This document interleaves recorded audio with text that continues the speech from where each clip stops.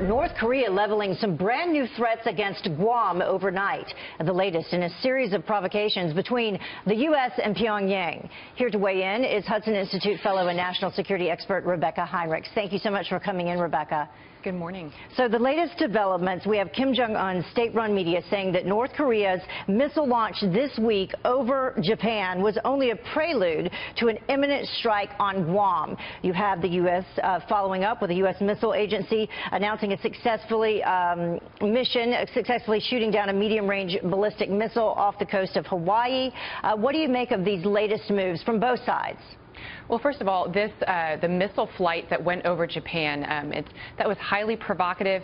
The last time there was a missile that flew over Japan was in 2009 and 1998, and those two were actually space launches. But this was the first time it was actually a missile that flew over. Very provocative, because if the missile breaks up in the atmosphere, if it the way it's not intended to, it could fall on innocent Japanese civilians. And of course, there's American forces that are deployed there as well. So very highly provocative. These missile defense tests that the United States is conducting are very important. One, obviously, they help us test these purely defensive systems that can intercept incoming missiles. They also send a message that the United States has this ability. And so if North Korea were to shoot at American territory or the United States or an American ship, that we would have the technical ability to intercept that missile, and so it would not be worth the North Koreans from actually going that route. Well, let's take a look at what President Trump had to say. He sent this message out on Twitter regarding North Korea yesterday. He said the U.S. has been talking to North Korea and paying them extortion money for 25 years.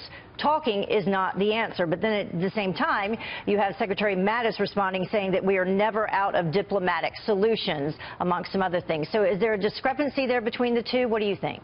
I'm so glad you brought that up. If you actually go back and look at the transcripts, the reporter asked Secretary Mattis, she brought up the president's tweet, but then said, are we out of diplomatic options? And then he responded to that particular question and said, no. Diplomacy requires everything on the spectrum of military power short of actually using force. That means the credible threat of force.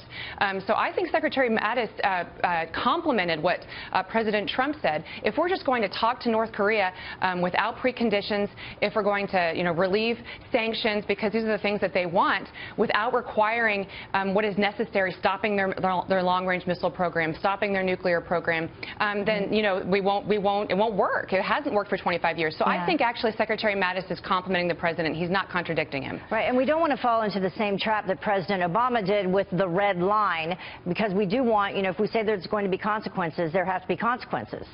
That's exactly right. And you want, again, you can't just talk. You do want a credible threat of force. And Secretary Mattis, if you go back and look at his other remarks previously, in recent weeks, he said that the North Koreans should not launch a missile at the United States or U.S. territory, or we will retaliate and they will regret doing so. So clearly, Secretary Mattis is no dove here. We're trying to actually avoid conflict, trying to avoid war, and the best way to do that oftentimes is for a credible threat of force. Context is so important. Rebecca, thank you very much for bringing that all into play for us. We appreciate you joining us this morning.